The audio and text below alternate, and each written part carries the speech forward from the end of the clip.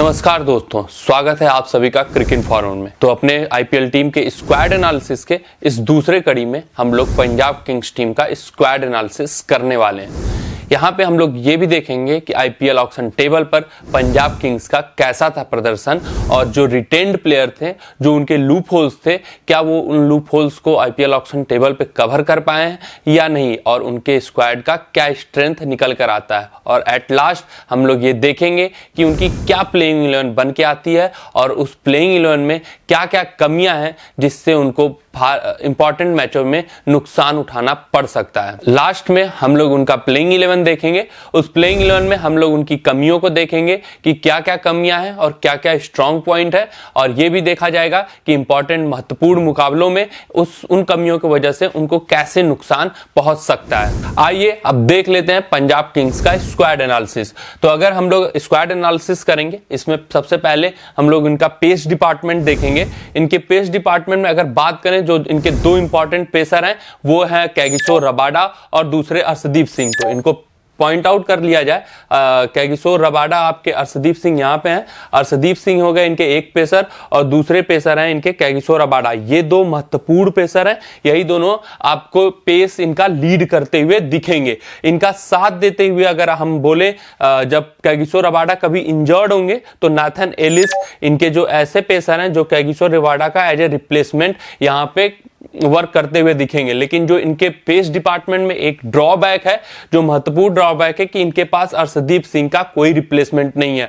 और नेस्वाडिया के पास auction table पे पैसे बचे हुए थे जिससे वो ऑक्शन टेबल पे किसी युवा भारतीय चेहरा पर, तेज गेंदबाज शिवम मावी जैसे गेंदबाज पर अपना दाव लगा सकते थे, लेकिन वो दाव नहीं लगा पाए। तो ये अगर आप ये आईपीएल मैच के दौरान अगर अर्शदीप सिंह भगवान ना करे कि चोटिल हो, अगर चोटिल होते हैं तो वहां पे नुकसान झेलने को मिल सकता है। फिर इनको किसी नए चेहरे पर जाना पड़ेगा, विश्वसनीय चेहरा जो यहां पे दिख नहीं रहा है, किसी नए युवा चेहरा पर इन पे विश्वास जताना होगा, क्योंकि अर्शदीप सिंह का इन्होंने कोई विकल्प नहीं रखा है। अगर हम बात कर लेते हैं स्पिन डिपार्टमेंट की, इनका पेस डिपार्टमेंट है, यही जो इंपॉर्टेंट पेसर्स हैं इनके पास यही है। अब हम अगर स्पिन डिपार्टमेंट की बात करते हैं तो इनके पास दो महत्वपूर्ण स्पिनर हैं, एक राहुल चहर और दूसरे स्पिनर हैं राहुल चहर, दूसरे हैं हरप्रीत ब्रार। दो स्पिनर हैं, दोनों आपको शुरुआती प्लेइंग 11 में खेलते हुए भी दिखेंगे। लेकिन इसमें जो ड्रॉबैक है इन दोनों स्पिनर्स में ये है कि राहुल चहर का जो रिसेंट परफॉर्मेंस है, रिसेंट प्रदर्शन है, पिछले साल का आईपीएल का अगर परफॉर्मेंस देखें तो उतना इंस्पायरिंग प्रदर्शन राहुल चहर ने नहीं दिया हुआ था, जिससे उनके कई मैचों में नुकसान झेलना पड़ गया था।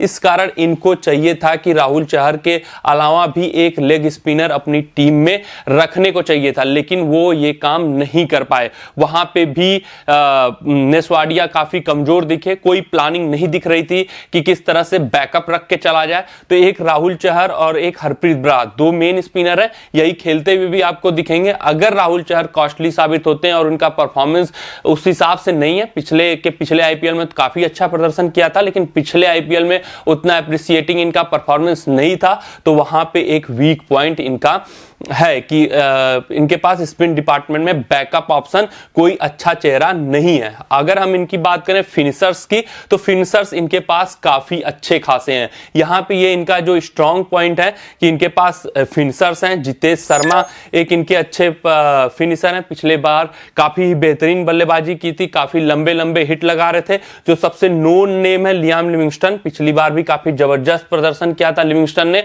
और इस बार भी यही उम्मीद होगा कि उसी तरीके का प्रदर्शन करते हुए नजर आएंगे। जो थर्ड नाम है फिनिशर में काम करते हुए नजर आएंगे आपके भानुका राजपक्षे।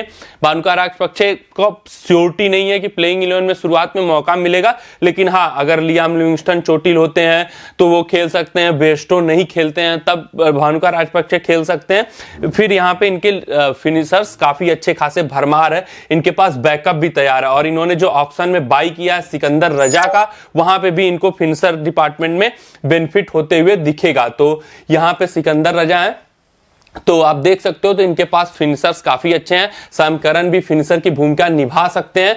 तो फिनिशर्स में यहां पे इनके पास क्वालिटी है और यही इनका स्ट्रॉन्ग पॉइंट है। तो इनके ओपनिंग कॉम्बिनेशन की बात करें तो ये शिखर धवन है इनके पास ओपनिंग कॉम्बिनेशन में और जॉनी बेयरस्टो उनका साथ देते हुए दिखेंगे। ये इनका सेटल्ड ओपनिंग कॉम्बिनेशन है, लेकिन यहां पे भी थोड़ा सा ड्रॉबैक ये है कि इनके पास जॉनी बेयरस्टो का कोई रिप्लेसमेंट नहीं है, क्योंकि जॉनी बेयरस्टो अभी इंजर्ड हैं और कब अगर अभी उनके फिटनेस के बारे में कोई न्यूज नहीं है कि वो आईपीएल तक फिट हो पाएंगे या नहीं। तो वहां पे इनको चाहिए था कि एक बैकअप जॉनी बेयरस्टो का एक विदेशी बल्लेबाज, काफी बहुतेरे पड़े हुए थे पॉल स्टर्लिंग जैसे, ऐसे बहुत से बल्लेबाज जो इनको काफी सस्ते में मिल जाते और अच्छा खासा योगदान भी दे सकते थे। तो वहां पे ये चाहते तो सस्ते में एक ऐसे ओपनिंग बैकअप बल्लेबाज को रख सकते थे बेयरस्टो की जगह, जो कि बेयरस्टो के इंजर्ड होने पे काम कर सकता था। लेकिन अगर बेयरस्टो इंजर्ड होंगे तो फिर इनके पास मेकशिफ्ट किसी एक भारतीय को ओपनिंग कराना पड़ेगा और भानुका राजपक्षे या सिकंदर रजा के साथ जाकर उसको एडजस्ट करना पड़ेगा। तो वहां पे इनको इशू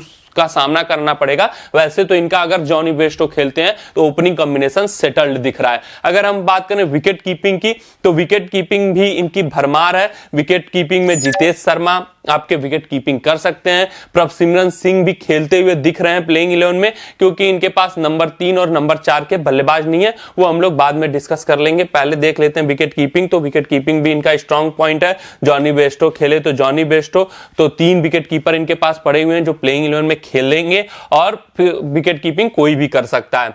अगर हम बात कर लेते हैं ऑलराउंडर्स की तो ऑलराउंडर्स भी इनके पास भरमार है ऑलराउंडर्स की। सैम करन को खुद खरीदा हुआ है 18.5 करोड़, तो ये श्योर खेलेंगे। जो ऑलराउंडर्स खेलेंगे वो रहेंगे प्लेइंग 11 में, जो शुरुआती में रहेंगे वो रहेंगे लियाम लिविंगस्टन, ये खेलते हुए आपको दिखेंगे। सैम करन खेलते हुए दिखेंगे। हरप्रीत ब्रार भी ऑलराउंडर में आते हैं, स्पिन गेंदबाजी करते हैं और बैटिंग भी कर लेते हैं। तो ये सैम करन, लियाम लिविंगस्टन और हरप्रीत ब्रार ये ऑलराउंडर्स की कैटेगरी में है और भरमार है। फिर उसके बाद सिकंदर रजा, अगर कोई ऑलराउंडर चोटिल होता है तो ये भी खेल सकते हैं। तो ये सब ऐसे मतलब ऑलराउंडर्स हैं जो कि काफी ट्रस्टेबल हैं और उसके बाद बैकअप भी इनके पास तैयार है, मतलब ऑलराउंडर्स का। अगर हम बात करें इनके पास नंबर 3 और नंबर 4 के पोजीशन के बल्लेबाजों की, तो यहां पे इनके पास कमी है। इनको नंबर 3 के कोई भी ऐसा बल्लेबाज नहीं है जिसको क्वालिटी बल्लेबाज हम लोग मान सकें और जिसपे ये डिपेंडेंट रह पाए, क्योंकि आपको पता है नंबर 3 जो स्पॉट होता है वो सबसे ही इंपॉर्टेंट स्पॉट होता है, चाहे वो टेस्ट क्रिकेट हो, चाहे वनडे क्रिकेट हो, चाहे T20 क्रिकेट हो। वो नंबर 3 प्लेयर को ग्लू माना जाता है पूरे टीम का, कि उनके अराउंड ही टीम खेलेगी। लेकिन इनके इस पूरे स्क्वाड में आप उठाकर देखो तो नंबर 3 पर खेलने लायक कोई भी प्लेयर नहीं है। तो नंबर 3 का स्पॉट और नंबर 4 का स्पॉट वरीड स्पॉट है। तो वहां पे नंबर 3 पे इस बार खेलते हुए जो दिख रहे हैं वो है प्रभसिमरन सिंह और प्रभसिमरन सिंह, और नंबर 4 पे खेलते हुए शाहरुख खान दिख रहे हैं। तो जो शाहरुख खान फिनिशर माने जाते हैं इनको नंबर 4 पे खिलाना पड़ेगा। और लेकिन इस बार ये है कि शाहरुख खान के पास एम्पल अमाउंट ऑफ अपॉर्चुनिटीज होंगी अपने आप को प्रूव करने को, क्योंकि पिछले सीजन इनका काफी खराब गया था। काफी विश्वास करके पंजाब किंग्स ने इनको 2 सीजनों से लिया हुआ है, लेकिन वो उतना विश्वास पे खरे नहीं उतर रहे हैं। लेकिन इस बार शाहरुख खान के पास काफी अपॉर्चुनिटीज होंगी। तो शाहरुख खान नंबर 4 पे और नंबर 3 पे प्रभसिमरन सिंह यहां पे इनके खेलते हुए दिख रहे हैं। तो ये इनका एक स्क्वाड एनालिसिस था। तो इनका जो वीक पॉइंट है वो नंबर 3 और नंबर 4 के पास विश्वसनीय बल्लेबाज इनके पास नहीं है। इनको ऐसे युवा प्रतिभा पे ट्रस्ट करना पड़ रहा है जो अभी तक प्रूफ नहीं कर पाए हैं आईपीएल में।